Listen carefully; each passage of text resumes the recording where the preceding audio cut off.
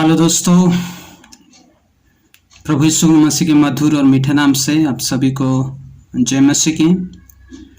मैं प्रभु को धन्यवाद देता हूं आज की इस सुंदर दिन के लिए जो परमेश्वर ने मुझे और आप सभी को दिया है।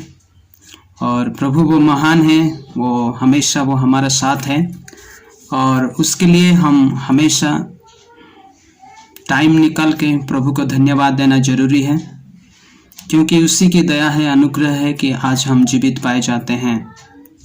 Only by his grace alone we are alive today, amen. तो मैं सोचा कि मेरे फेसबुक फ्रेंड्स सबको कुछ वचन के द्वारा उत्साहित करूं।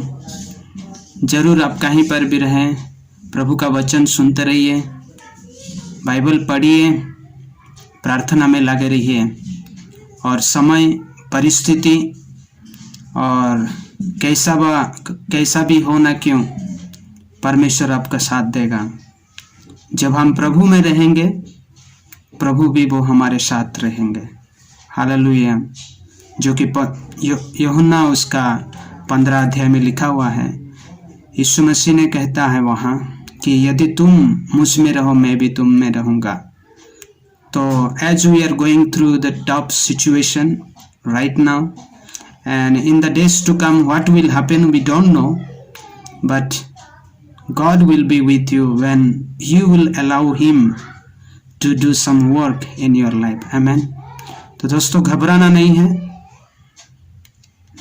चिंतित नहीं होना है, बस प्रभु का काम समय असमय पे और कैसी भी परिस्थिति में उसको याद करते चलते रहिए, आमेन।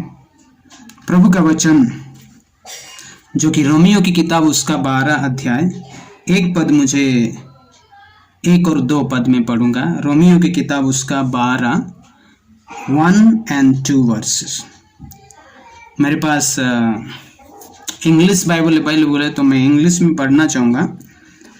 Therefore I urge you brothers in view of God's mercy to offer your bodies as living sacrifices, holy and pleasing to God. This is your spiritual act of worship. Do not conform any longer to the pattern of this world, but be transformed by the renewing of your mind. Then you will be able to test and approve what God's will is, his good, pleasing and perfect will. Amen. यहाँ परमेश्वर का दास Saint पौलुस वो Romeo की कलीसिया को लिखता है कि तुम्हारा जो शरीर है वो परमेश्वर का महिमा के लिए एक पवित्र एक और जीवित बलि के स्वरूप उत्सर्ग करो। और दूसरी बात वो लिखता है कि तुम्हारा माइंड को जो इस दुनिया के माइंड से अलग करो। दुनिया में जो कुछ भी हो रहा है और वो हमें नहीं करना है। दुनिया में भलाई है, बुराई है, bad is there, good is there. तो इस सब को जांचने के लिए पौलुस यहाँ पे उस कलीसिया के लोगों को कहता है। आज प्यारो, ये वचन हमारे लिए है। मैं तो आपसे श्योर करना चाहूँगा कि सचमुच में आज शैतान सबके दिमाग को जकड़ लिया है। और दिमाग ऐसा एक चीज़ है, हमारा माइंड, जो कि शैतान का बैटल ग्राउंड है। और सबसे पहले शैतान वो हमारा माइंड को वो अटैक करेगा, उसके बाद वो हमारा शरीर को भी अटैक करेगा। तो हमें कैसे इस दुनिया की बातों से हमें अलग रहना है? सिर्फ प्रभु की परिस्थिति, प्रभु की उपस्थिति के द्वारा। परमेश्वर के वचन को जब हम पढ़ेंगे, प्रार्थना में रहेंगे, तो हम समझ पाएंगे कि दुनिया में क्या हो रहा है। और जैसा ले जा रहा है दुनिया हमें, वैसा नहीं, बल्कि परमेश्वर की इच्छा के अनुसार हमारे जीवन को हमें चलाना जरूरी है। तो रोज हमारा माइंड को जो है हमें रीन्यू करना है। आप देखते होंगे कुछ भी हम इलेक्ट्रॉनिक्स एसेट्स के बारे में बात करें कि कुछ भी बातों को और हमारे कई सारे डॉक्यूमेंट्स को हम क्या करते हैं, रीन्यू करते हैं। जब रीन्यू करते हैं तो वो नया से काम आता है और हम प्रॉफिटेबल होते हैं। उसी प्रकार जिस चीज़ में हम हैं दुनिया के शैतान के बातों में कि और जो भी काम आप कर रहे हैं जो कि आपको दुनिया की ओर ले जा रहा है और परमेश्वर से दूर ले जा रहा है, उस बात को छोड़ के हम प्रभु से प्रार्थना करना है कि प्रभु मैं कई जगह में फंस तो नहीं गया हूँ, और प्रभु मैं गलत तो नहीं कर रहा हूँ, और प्रभु मैं और दूसरी और बातों से तो मैं घबरा नहीं गया हूँ। ऐसे बातों से हम प्रभु से दुआ करना है और प्रभु वो हमें सहायता करेगा। Therefore, every day we have to renew our mind. The time has come such a tough situation as we are going through this corona pandemic. The people, they are spoiling their life.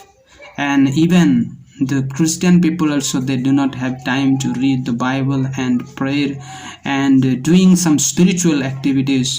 लेकिन वो लोग सिर्फ दुनिया की बातों में फंसे हुए हैं।